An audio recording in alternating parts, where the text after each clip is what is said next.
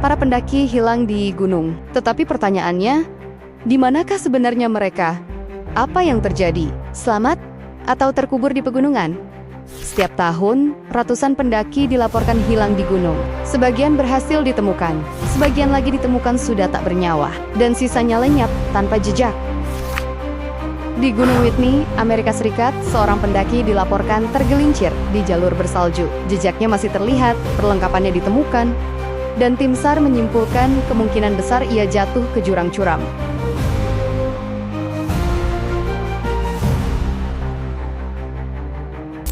Namun berbeda dengan yang terjadi di Gunung Binaya, Maluku. Seorang pendaki menghilang di hutan lebat, tanpa sinyal, tanpa saksi, tanpa petunjuk pasti. Operasi pencarian dilakukan berhari-hari, melibatkan tim darat dan udara, tapi hingga akhirnya dihentikan. Tak satu pun tanda keberadaannya ditemukan.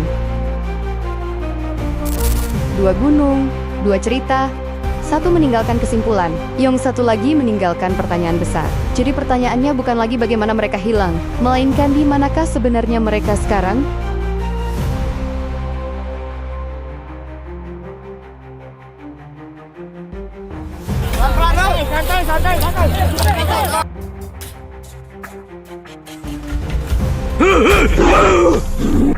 Kebanyakan orang mengira pendaki hilang karena hal-hal mistis. Padahal, dalam banyak kasus, penyebabnya justru sangat manusiawi. Di gunung, satu kesalahan kecil bisa berujung fatal. Kabut tebal dapat menurunkan jarak pandang hingga 0 meter. Jalur yang terlihat aman, dalam hitungan menit, bisa berubah menjadi jebakan.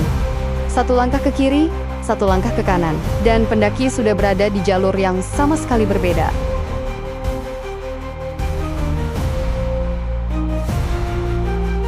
Faktor lain adalah disorientasi.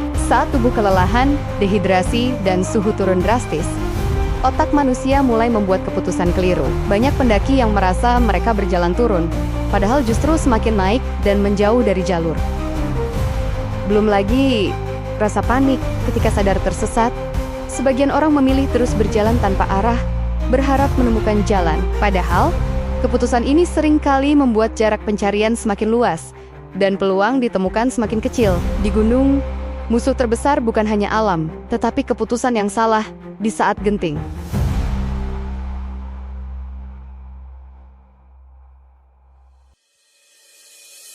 Yang mengejutkan, banyak pendaki hilang bukan karena badai besar. Kesalahan paling sering adalah terlalu percaya diri. Merasa jalur sudah familiar, pendaki memilih berjalan lebih cepat, berpisah dari rombongan, atau bahkan mendaki sendirian. Saat sesuatu terjadi tidak ada yang tahu, tidak ada yang melihat. Kesalahan berikutnya adalah mengabaikan waktu. Pendaki terlalu fokus mengejar puncak, hingga lupa bahwa turun gunung sama berbahayanya. Ketika malam tiba, suhu turun drastis, tenaga terkuras, dan orientasi mulai hilang. Itulah mengapa banyak pendaki yang tersesat pada saat turun gunung. Karena kondisi fisik yang terkuras saat naik, dan waktu yang kurang dipersiapkan, maka sering terjadi disorientasi saat turun gunung. Persiapan yang matang, manajemen resiko perjalanan dan logistik menjadi faktor penentu keselamatan saat turun gunung. Ada juga yang bergantung penuh pada teknologi. GPS kehabisan baterai, ponsel kehilangan sinyal, dan saat semua alat mati, yang tersisa hanyalah insting manusia di tengah alam liar. Ironisnya, banyak pendaki ditemukan tidak jauh dari jalur utama, hanya berbeda arah beberapa puluh meter, tapi cukup untuk membuat mereka tak pernah kembali. Di gunung, kesalahan kecil jarang memberi kesempatan kedua. Gunung disorientasi jalur pendakian merujuk pada kondisi saat pendaki tersesat karena faktor alam kabut tebal, medan sulit, kurang persiapan ilmu navigasi, riset jalur, kelelahan, atau faktor psikologis ego, panik. Sering terjadi di area puncak atau persimpangan, dan bisa berbahaya. Solusinya adalah tetap tenang, observasi, kembali ke titik terakhir yang dikenal, dan jangan mengambil jalur ekstrem, serta persiapkan diri dengan baik sebelum mendaki. Selain itu, andai seorang pendaki tersesat, pihak basecamp juga bisa untuk segera mengambil tindakan penyelamatan. Biasanya jika pendaki belum turun usai melewati rencana waktu turun yang ditulisnya saat akan mendaki, pihak basecamp akan segera menyiagakan personel.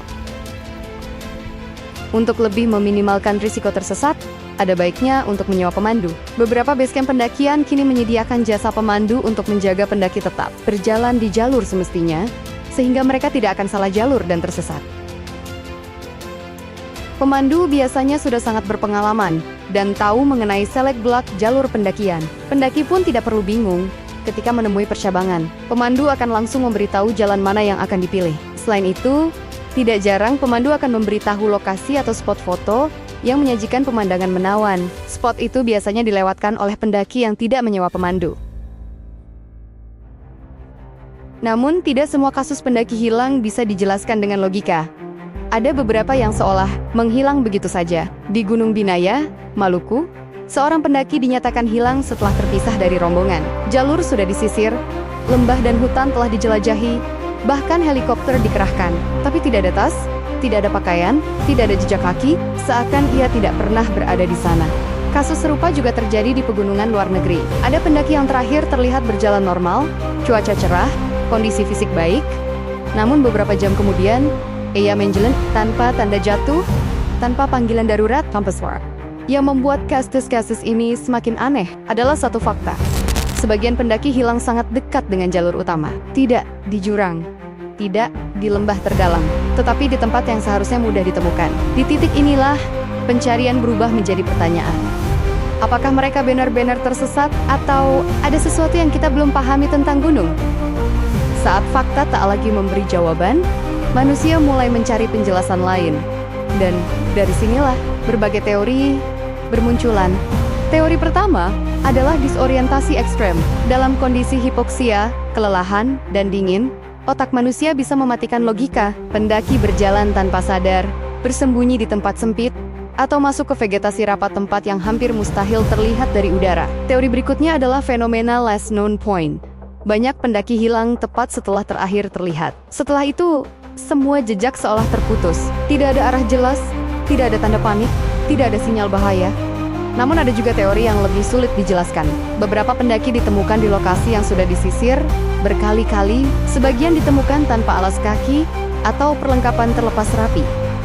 Hal-hal yang tidak selaras dengan logika bertahan hidup. Apakah semua ini hanya kebetulan? Ataukah gunung memang menyimpan variabel yang belum kita pahami sepenuhnya? Yang pasti, tidak semua pendaki yang hilang benar-benar tersesat. Saat laporan orang hilang masuk, waktu menjadi musuh terbesar, tim SAR harus bergerak cepat. Namun gunung tidak pernah ramah. Pencarian biasanya dimulai dari titik terakhir pendaki terlihat. Dari sana, radius pencarian diperluas sedikit demi sedikit. Tim menyusuri jalur, lembah, sungai, hingga vegetasi paling rapat. Dari udara, helikopter dan drone digunakan untuk memindai area luas. Namun gunung punya satu keunggulan. Medannya memakan segalanya. Hutan lebat menutup pandangan. Kabut menghalangi kamera termal. Suara teriakan tenggelam oleh angin dan jurang. Ironisnya, banyak korban berada hanya puluhan meter dari jalur pencarian. Tetapi tak terlihat, tubuh manusia bisa menyatu dengan alam hanya dalam hitungan hari. Dan ketika cuaca memburuk, atau tidak ada lagi petunjuk baru, operasi pencarian terpaksa dihentikan. Bukan karena mereka menyerah, tetapi karena gunung tidak memberi izin.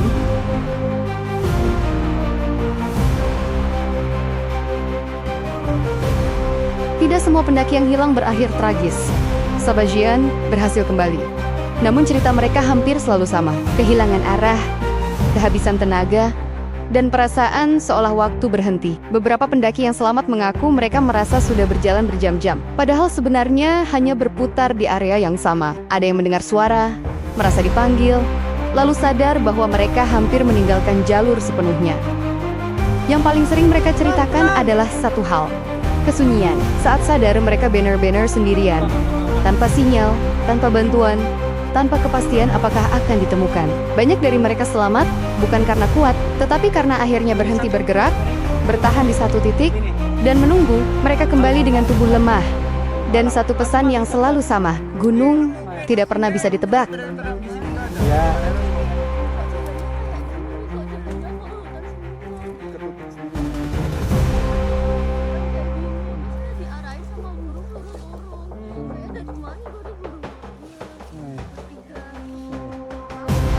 Jika suatu hari kamu tersesat di gunung, ada satu hal yang harus diingat.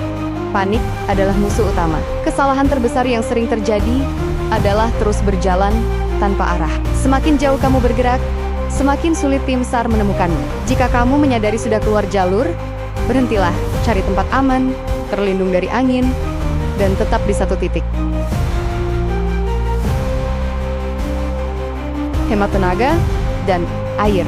Gunakan pakaian untuk menjaga suhu tubuh. Jika memungkinkan, buat tanda visual seperti susunan batu, kain berwarna cerah, atau api kecil, agar mudah terlihat dari jauh. Jangan mengandalkan ponsel sepenuhnya. Baterai bisa habis, sinyal bisa hilang.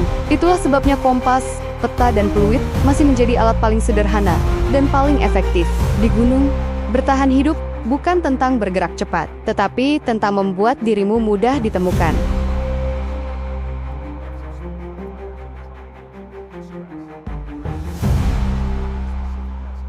Make them at least 8 feet long for visibility.